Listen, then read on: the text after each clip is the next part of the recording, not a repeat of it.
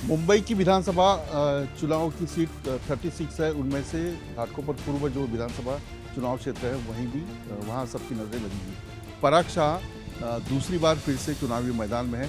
सामने राखी जाधव महाविकास आघाड़ी की ओर से चुनावी मैदान में क्या मुद्दे रहेंगे और किस प्रकार से प्रचार यात्रा चल रही है। मैं मेरे साथ पराग शाह। पराग जी, अब मैं देख रहा हूँ कि आप व्हील चेयर पे हो, क्या हुआ था? 5-7 दिन पहले मेरा घर पे ही गिर गया था, एक्सीडेंट हुआ है। पाँव का हड्डी टूटा है, लिगामेंट ब्रेक है। ऑपरेशन करना है, बट अभी इलेक्शन के बाद ही ऑपरेशन करवाएंगे, क्योंकि वरना वापस 4-5 दिन हॉस्पिटलाइज होना पड़ेगा। दवाई पे चालू है, एम्बुलेंस में घूम रहा हूँ। आराम करना चाहिए, चुनाव इतना जरूरी है? चुनाव जरूरी नहीं है, बट जितना तो हमें मालूम है कि देखो, आज मैं चुनाव प्रचार के लिए नहीं गया तो भी भारतीय जनता पार्टी की ये सीट आराम से निकलेगी। मैंने 5 साल में काम किया है, लोगों के साथ अच्छा संपर्क है, तो उसका मुझे डर नहीं है। बट पार्टी ने जो मुझे जवाबदारी दी है, वो जवाबदारी मुझे निभानी चाहिए। वो कारण सर मैं डिले कर रहा हूँ, क्योंकि मैं ऐसा मानता हूँ कि पार्टी की हर एक सीट की रिस्पॉन्सिबिलिटी हर उम्मीदवार की होती है। और मुझे 20 तारीख को शाम तक कैसे भी करके, शाम को 6 बजे तक मेरे को कंटिन्यूस प्रयत्नशील रहना चाहिए। पराग जी, आपकी उम्मीदवारी जो है वो बहुत लेट घोषित हुई। इस बार जो बहुत सारे लिस्ट में नाम नहीं आए, ये क्यों हुआ? नहीं, ये लास्ट टाइम भी वैसा ही था कि लास्ट टाइम भी मेरा नंबर आया था लास्ट सीट पे, यानी 4 अक्टूबर, मेरे को डेट भी याद है, 2019 में। ये 4 अक्टूबर लास्ट डेट था फॉर्म भरने का, वही दिन डिक्लेयर हुई थी। ये टाइम एक दिन आगे शाम को डिक्लेयर हुई है। भारतीय जनता पार्टी की जो रिजर्व सीट होती है, कि जहाँ पे भारतीय जनता पार्टी को विश्वास है कि ये उनकी सीट है, वहाँ पे हमेशा कोई भी जगह पे आप देखोगे तो पार्टी के वरिष्ठों को ये डिसीजन लेने के लिए समय चाहिए होता है, क्योंकि राजकीय बहुत सारे समीकरण होते हैं। एक खबरें भी आ रही थी कि पराग शाह की टिकट कट गई, गोपाल शेट्टी की टिकट कट गई, वहाँ सेलवन जो है उनकी टिकट कट गई। ये खतरे में है। नहीं, खबरें तो कौन, पत्रकार ही लाते हैं ना। हमारे पास तो खबर होती ये नहीं। और पत्रकारों को नेता ही खबर देते हैं। सर देखो, ऐसा है, भारतीय जनता पार्टी का कल्चर जो मैं समझ रहा हूँ, वो भारतीय जनता पार्टी में मैं 8 साल से हूँ। और लास्ट 15 मिनट पहले भी अगर कोई बोले कि भाई ये खबर पक्की है, तो मुझे मानना मुश्किल है। भारतीय जनता पार्टी एक अपनी डिसिप्लिन से चलने वाली पार्टी है, मेरिट्स पे चलने वाली पार्टी है। और उसके लिए उनको काफ़ी चीज़ की सीक्रेसी रखनी चाहिए, और हम सब उसका सत्कार करते हैं, सम्मान करते हैं। लेकिन क्या मुद्दे रहेंगे? आप एक टर्म एमएलए रह चुके हो, 5 साल लोगों ने काम देखा होगा। विरोधी कहते हैं कि पराग शाह 5 साल दिखे ही नहीं। आपने शब्द वापरा विरोधी कह रहे हैं, तो विरोधी क्या कहेंगे? महाविकास आघाड़ी के उम्मीदवार हैं, मनसे के उम्मीदवार हैं। जो विरोधी होते हैं, वो विरोधी को तो विरोध करना उनका काम होता है। घाटकोपर में लास्ट 5 साल में जितना काम हुआ है, वो लास्ट 25 साल में नहीं हुआ था। ये टाइम महाराष्ट्र सरकार की तरफ से सभी एमएलए को निधि भी काफ़ी अच्छी मिली है। ये टाइम देवेंद्र जी और एकनाथ शिंदे जी की आगेवानी में काफ़ी डेवलपमेंट के काम हुए। हमने भी घाटकोपर में अच्छा काम किया है। कामराज नगर जैसा एरिया, जहाँ पे 17,750 घरों का 8,000 करोड़ का प्रकल्प हम यहाँ पे लेके आए, तो कैसे आ गया? ऐसे ही आ गया। अभी वो चुनाव के पहले जो घोषणा हुई वो। जी, आज 17,750 घरों को भाड़ा भाड़ा देना शुरू हो गया। आज उनका एग्रीमेंट हो गया, उनको रीडेवलपमेंट होके मिल रहा है। ये फर्स्ट फेज है, इसके बाद सेकंड फेज चालू होएगा। यहाँ पे 40,000 घर बनाने का जो महाराष्ट्र सरकार का जो प्रोग्राम है, तो वो कैसे हो गया? ऐसे ही हो गया, आमदार अगर नहीं मिल रहा है तो। घाटकोपर में हर जनता के छोटे बड़े प्रॉब्लम सोल्व करने के लिए हम हमेशा हाजिर है। कुछ लोगों की स्टाइल होती है कि वो सब जगह दिखते रहते हैं, बट दिखना और काम करना, ये दो चीज में बहुत फर्क है। नेता का काम, लीडर का काम या एमएलए का काम खाली दिखना नहीं होता है, उनको उनका काम दिखाना होता है। पर जिसको काम नहीं करना है, वो अपने खुद के दर्शन देते हैं। मैं काम में बिजी होता है तो मेरा खुद का दर्शन शायद कम होएगा। घाटकोपर में पार्किंग की समस्या दिन ब दिन बढ़ती जा रही है, बहुत सारे बिल्डिंग के प्रोजेक्ट आ गए, तो इसके लिए क्या सॉल्यूशन है? और जो चुनावी मुद्दे में महाविकास आघाड़ी के नेता हो या उम्मीदवार हो या फिर और कोई उम्मीदवार हो, वो कहते हैं कि पार्किंग के लिए घाटकोपर में जगह नहीं है और डेवलपमेंट करते वक्त कोई भी जो नियंत्रण होना चाहिए या आर्किटेक्चर कुछ डिज़ाइन होना चाहिए वो नहीं हो रहा है। मैं भी उनके साथ काफ़ी हद तक सहमत हूँ, बट ये परिस्थिति खाली घाटकोपर की नहीं है, ये परिस्थिति पूरे मुंबई की है। पूरे मुंबई की कोई भी विधानसभा में आप देखोगे तो ये परिस्थिति चल रही है। लास्ट 5 साल में मुंबई का जो रीडेवलप हुआ, और लास्ट 10 साल का जो डेवलपमेंट का आप हिसाब देखोगे तो लास्ट 50 साल में जितना कंस्ट्रक्शन नहीं हुआ है उतना कंस्ट्रक्शन लास्ट 10 साल में हुआ है। जब भी विकास होता है, जब भी समृद्धि आती है, तभी एक फेज होता है, उसको मैच करना पड़ता है। और मैं भी ये मानता हूँ कि हाँ, सॉल्यूशन क्या है? सॉल्यूशन क्या है इसका? देखो इस सॉल्यूशन, प्रकार से होगा तो फिर बहुत सारी लाइबिलिटी बढ़ेगी, पार्किंग की जगह नहीं रहेगी, तो फिर ट्रैफिक जाम होगा। मैं भी ये जरूर मानता हूँ कि वह एफएसआई जो सरकार दे रही है, और ये प्रपोजल मैंने ऑलरेडी मेरे लास्ट टर्म में भी दी थी, अगले टर्म में भी वापस में इसके ऊपर विधानसभा में भी इसको इश्यू निकालेगा कि पूरे मुंबई में आप एक सरीकी एफएसआई दे रहे हो, बट काफ़ी एरिया ऐसा है कि जहाँ पे हाइट रिस्ट्रिक्शन है, जैसे घाटकोपर है, चेंबूर है, पारला है, अंधेरी है। ऐसे बहुत सारे एरिया है कि जहाँ पे हाइट रिस्ट्रिक्शन है, बट एफएसआई उधर भी सेम है। तो वो डेंस पॉपुलेशन, डेंस कंस्ट्रक्शन होने ही वाला है। 4 लाख फुट का काम अगर घाटकोपर में करना है तो 18 माले की हाइट में करना है, और वही 4 लाख फुट का काम आपको अगर मुलुंड में करना है तो आप उधर 50 माले का बिल्डिंग भी बना सकते हो। तो पार्किंग की फैसिलिटी उधर डेवलप हो सकती है, यहाँ पे नहीं हो रही है, तो उसके बारे में सरकार को विचार करना ही पड़ेगा। लोकसभा में जो एमपी है संजय दीना पाटिल, उनको लीड बहुत सारी जगह से मिला था, यानी 6 विधानसभा क्षेत्र से मिला था। मुस्लिम नाराज थे, दलित नाराज थे। ये अभी प्रचार में दिखाई दे रहा है कि नाराजगी दूर हो गई है या कायम है?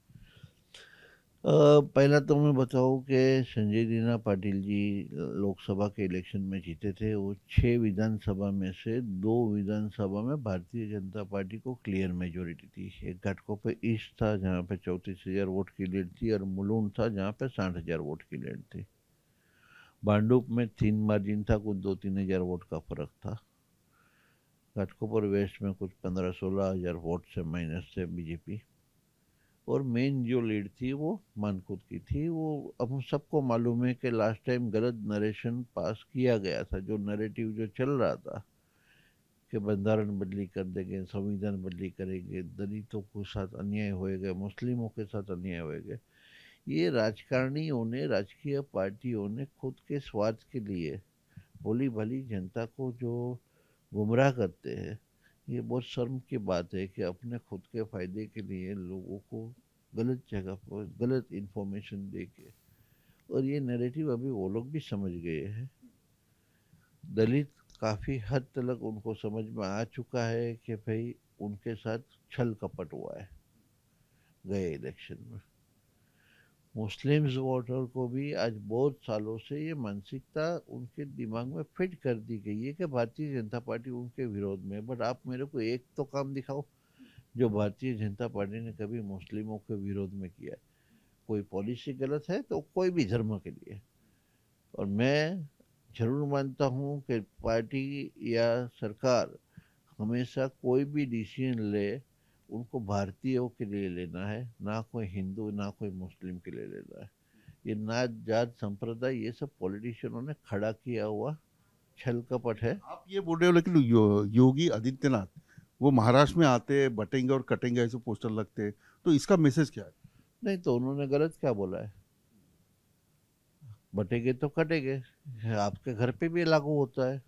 अगर आपके घर में 4 जन रहते और चारों जन झगड़ा करोगे तो आज नहीं तो कल कटोगे।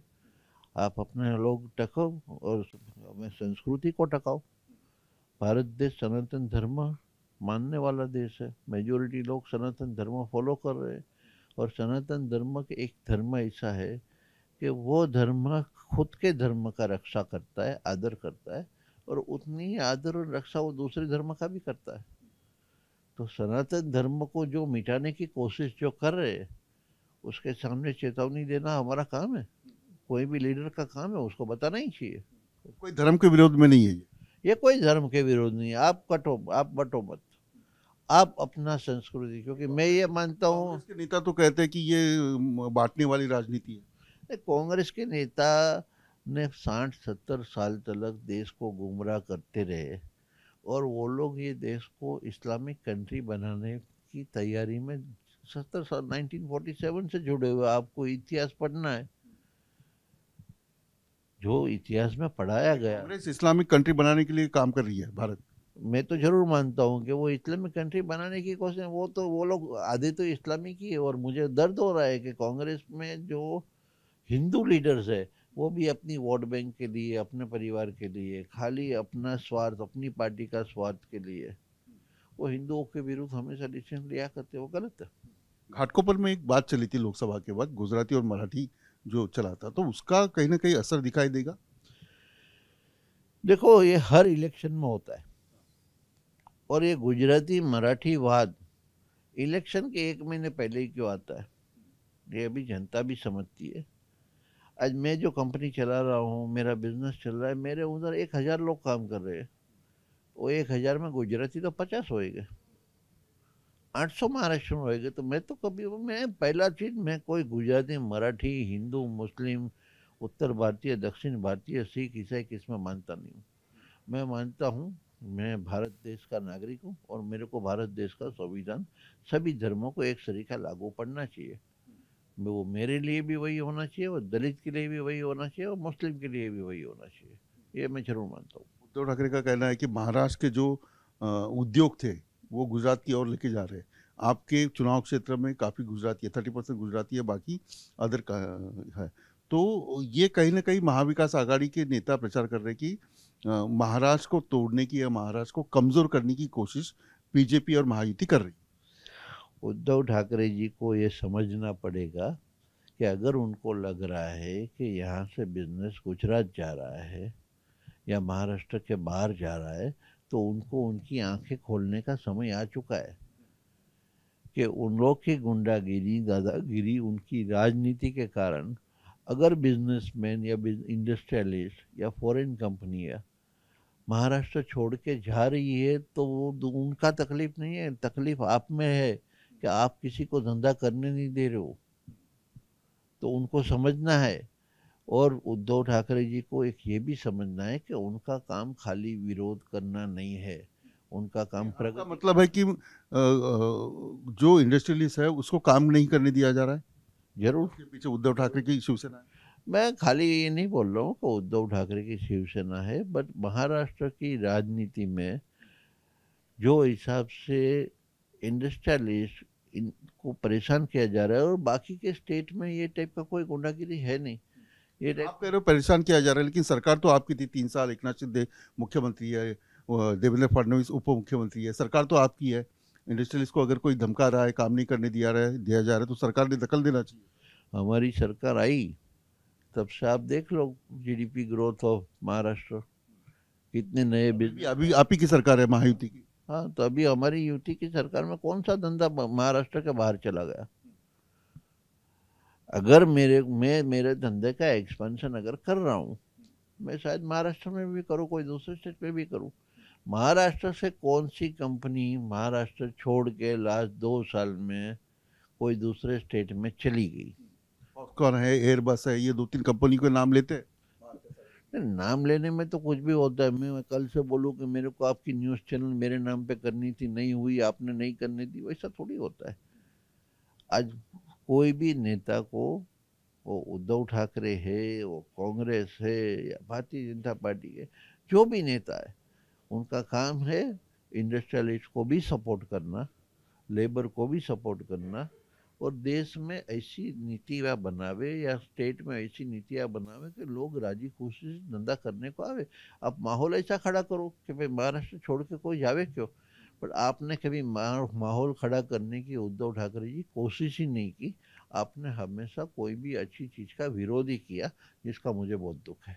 आखिरी सवाल कि पिछली बार शिवसेना, पूरी शिवसेना, दोनों शिवसेना आपके साथ थी, इस बार उद्धव ठाकरे की शिवसेना आपके खिलाफ है, यानी महाविकास आघाड़ी में मुश्किल होगी।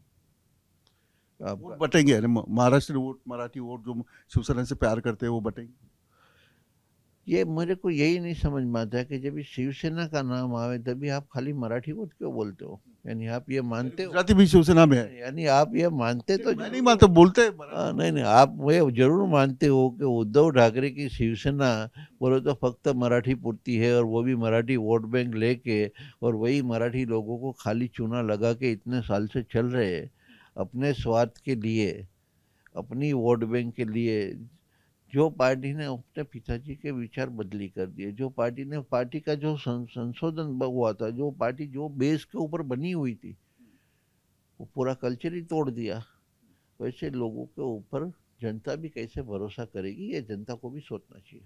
इसका असर नहीं हो गया? नहीं, एकनाथ शिंदे और उद्धव ठाकरे की शिवसेना दो शिवसेना है। देखो, मैं ऐसा मानता हूँ कि भाई जरूर शिवसेना अलग हुई तो थोड़े बहुत वोट जो उद्धव ठाकरे जी को मानने वाले हैं वो उधर से आ भी सकते हैं, पर साथ में हमारा काम भी होना चाहिए।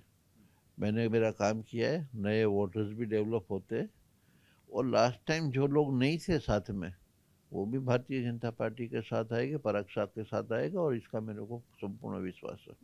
प्रकाश मेहता भी इच्छुक थे, वो उन्होंने टिकट मांगा था, क्या आपके साथ काम करते हुए दिखाई दे? देखो, इच्छा कोई भी आदमी रख सकता है, खाली प्रकाश मेहता के, वो हमारे पार्टी के सीनियर वरिष्ठ नेता है, इतने साल उन्होंने घाटकों पर चलाया है, घाटकों पर संभाला है, तो आज उनकी भी इच्छा थी। बट आज समझो पार्टी ने जो भी निर्णय लिया, भारतीय जनता पार्टी एक डिसिप्लिन वाली पार्टी है, एक दूसरे के साथ रह के चलने वाली पार्टी है, और मैं और प्रकाश भाई दोनों कटिबद्ध है कि मुझे मेरा सनातन धर्म बचाना है। तो मुझे ये मालूम है कि आज की तारीख में भारतीय जनता पार्टी छोड़ के पूरे इंडिया में कोई भी दूसरी पार्टी का विकल्प नहीं है, और भारतीय जनता पार्टी का ये जो गढ़ है वो मैं और प्रकाश भाई मिल के चलाएंगे, और हम ऑलरेडी साथ में मिलकर काम कर रहे हैं। पराग शाह महायुति के उम्मीदवार है घाटकोपर पूर्व से, उनकी भूमिका क्या है ये जानने की कोशिश की। मैं यही रुकता हूँ। वीडियो जर्नलिस्ट कामिश के साथ विलास अटोरी, न्यूज़ नेशन मुंबई।